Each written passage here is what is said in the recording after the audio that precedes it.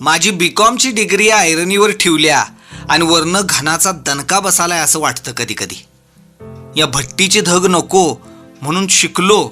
खरं परिस्थितीच्या सांडशीनं या आयरनीशीच आमचं लग्न लावलं.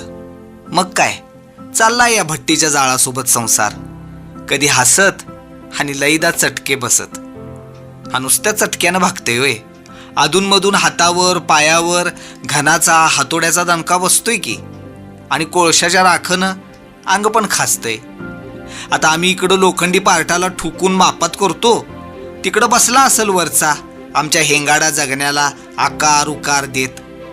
आजी सांगत्या गावाचा तालेवार पाटील पण हत्यारं अवजारं नालपत्री घ्यायला आमच्या छपरात यायचा. एवढी तिच्यात आणि आज्याच्या हातात करामत होती. पण आता जमाना बदलला हो. आता कसं आहे, आमच्या कारागिरीची हिकमत ट्रकवाल्याच्या हुकात आडकिंग झाल्या बघा. खरं लोखंडी पार्ट असू दे नाहीतर आपलं जगणं, डोळं आणि हाताचा मेळ साधला की मनासारखा आकार आलाच म्हणून समजा.